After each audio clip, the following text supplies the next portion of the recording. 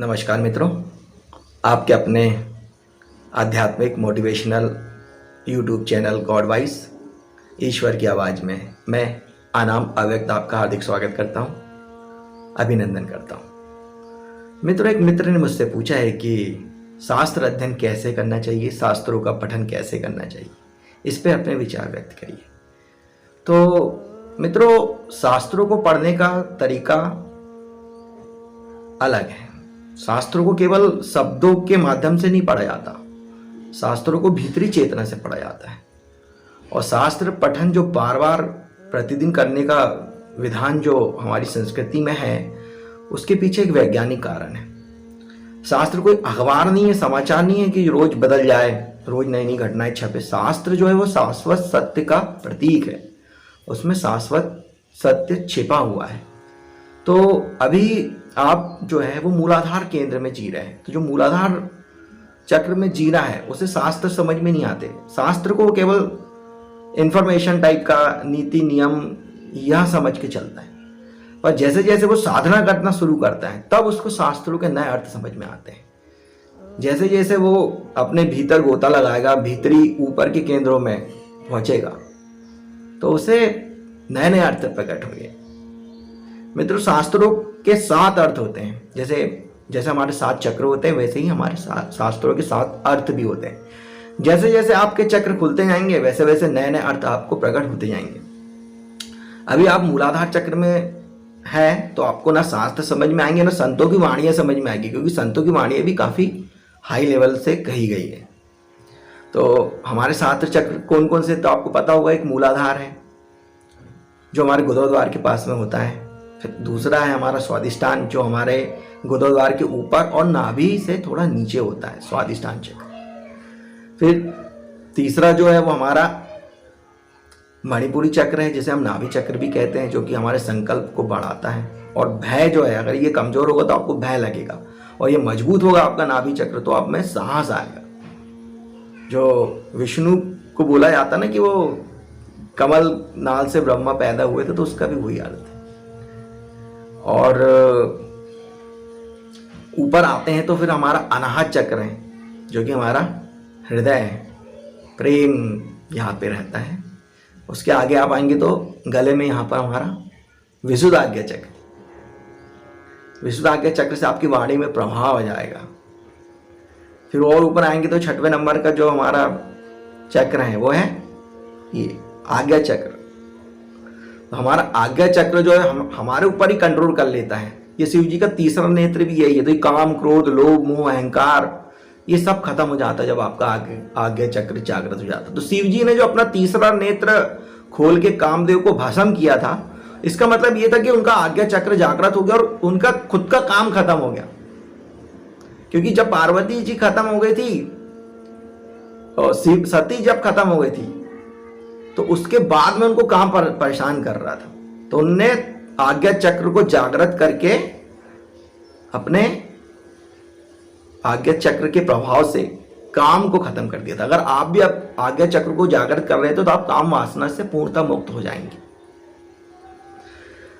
और उसके बाद में 7वां चक्र है हमारा सहस्त्रार चक्र, जो है कि यहां पर रहता है हमारे, जहां हम चोटी रखते हैं। तो ये तो परम आनंद और परम शांति का केंद्र है।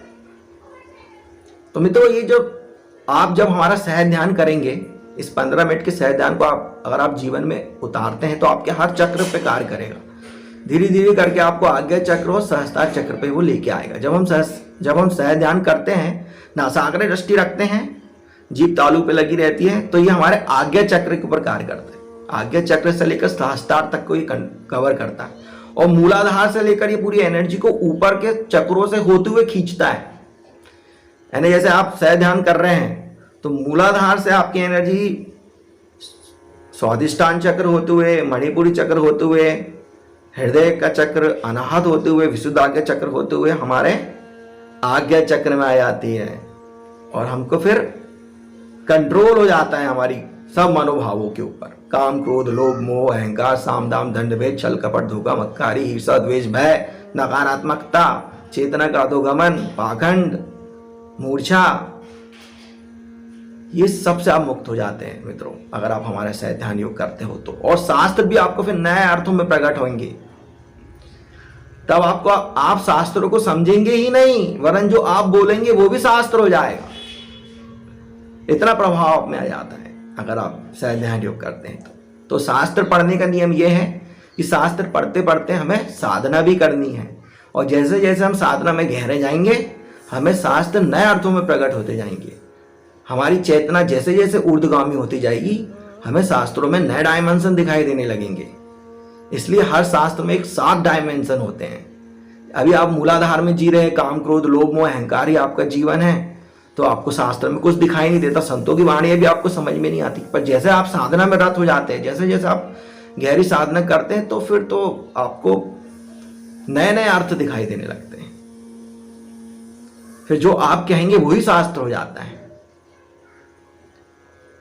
तो मित्रों, आप भी साधना करिए, अपने भीतर गोता लगाइए, कहीं जाने की आवश्यकता नहीं है, किन्हीं महंगी ध्यान विधियों को करने की आवश्यकता नहीं है। हमारे सहज ध्यान योग को करिए। इसको कैसे करना है इसके ऊपर मैंने वीडियो बना चुका हूँ। 15 मिनट की यह क्रिया है, 5 मिनट 3 बार इसे करना पड़ता है। मैं लिंक डिस्क्रिप्शन में दे दूंगा कि सहज ध्यान कैसे करें, आप वहाँ से जाके देख लेना, और प्लेलिस्ट में भी हमारे देख लेना कि इसे कैसे करेंगे करके। और मेरा दावा है कि आप भी ऊपर के केंद्रों में, ऊपर के चक्रों में चले जाएंगे और परम आनंद और परम शांति का अपने भीतर अनुभव करेंगे, और शास्त्र आपके सम्मुख प्रकट हो जाएंगे। फिर आप जो बोलेंगे वो ही शास्त्र हो जाएगा। तो किसी और कहीं जाने की आवश्यकता नहीं है, अपने भीतर ही जाना है।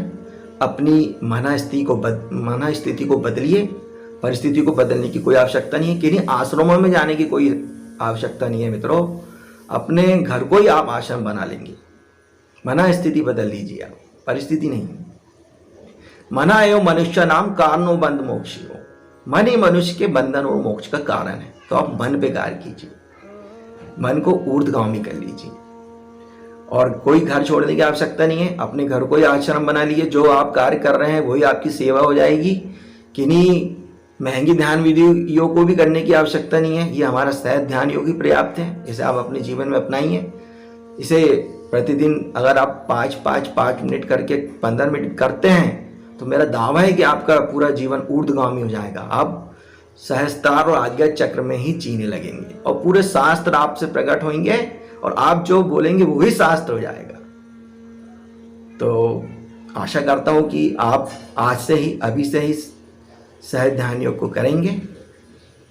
इस वीडियो को लाइक करिए, शेयर कीजिए, कमेंट करिए।